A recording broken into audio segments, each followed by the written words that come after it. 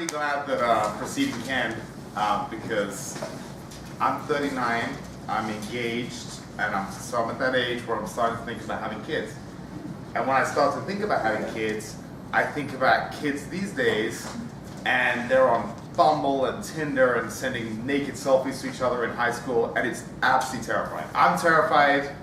I don't know some of you younger guys if you're terrified too. So I definitely feel that generation gap. So I started thinking about parenting. Mark Twain said, when I was 14, my father was such a bore, I could hardly stand to have the old fool around. And when I was 21, I was amazed how much he had learned in 7 years. And I absolutely love that. It's basically, he's the young punk teenager, doesn't appreciate his father, then he becomes a man and he's looking back at 21, and he starts to appreciate who his father is. So I started thinking about parental relationships. So right now my fiance's father's in town from Philippines. He's staying with me. And it's great watching their relationship because he was kind of a bit of an absentee father, and he was a singer. He was all touring around Asia in his band, and he basically just left his daughter and her mom. And then her mom passed away. So she has a very strained relationship, but yet she's trying to make it work. So just seeing their interaction, which is painful, just watching it, she's trying and he's trying, and it got me thinking about my own relationship with my parents. And I think I heard something on a podcast a couple of years ago, and it completely changed the way I looked at the relationship. It said that by the time you graduate high school at 18 years old, most people have spent over 90% of the time they'll ever spend with their parents already. I think that's crazy. Wow, at 18 years old, people are living in the 80s and 90s now.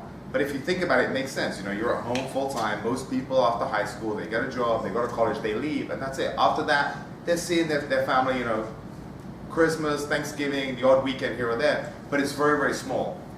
And I'm actually very close to my parents.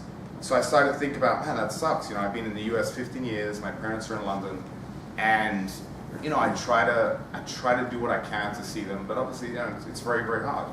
Life gets in the way.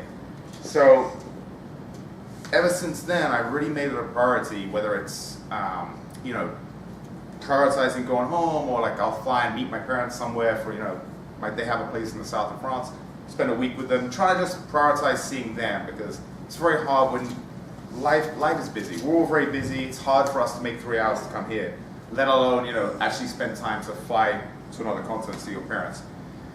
So I really think it's important to remember.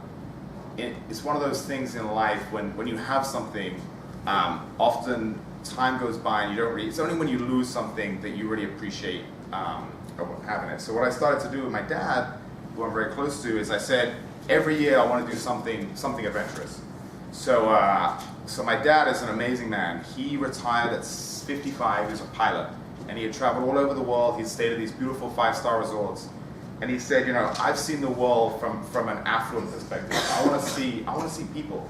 And he was a cyclist in college. He was in great shape, and so he cycled from my parents' house in the suburbs of London to Sydney. It took him 2 years. And he went through Iran, he went through Afghanistan. He just had a bike, he had a tent, he had some money, a couple of thousand, whatever, a credit card, and he has the most incredible, crazy stories, just insane stories for a lifetime in those 2 years. So it's easy, I look at my fiance, she has that strained relationship. I have a very, very different relationship. I have a great relationship with my parents. I'm very, very close to my dad.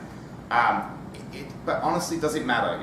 It doesn't. And I think it's awesome. I think that just seeing her trying so hard to make it work. I make the effort. I fly. My dad and I last year we climbed Kilimanjaro. We met in Africa. We spent a week together with my mom, and then we climbed Kilimanjaro. It's awesome. My dad's 70 years old, and he gets to the top, and he's breathing easier than me. I'm huffing and puffing. The air's very thin up there, and he's making jokes with the guide, and so it's easy for me. It's easy for me to look at him, to be inspired. I hope to be half the man he is, but I think that I still need to appreciate that he's not always going to be here. He's 70 years old. Even though he's in great shape, you never know what can happen. So I think that it's important if you have a good relationship with your parents, prioritize them. If your parents aren't around anymore and you have your kids, prioritize your kids. Be proud of your kids. don't try to be living vicariously through them. Just whatever they're doing, just be happy for their happiness, be happy for your relationship, whatever it is, and just prioritize that relationship. If you don't have parents, you don't have kids, you know, your close friends around you, prioritize the people that you'll miss when they're gone, but before they've gone. And I think that's the hardest thing in life. So that's my lesson today is, you know, your parents, they're our legacy, even if they're not around anymore. My granddad still inspires me. He was an incredible man.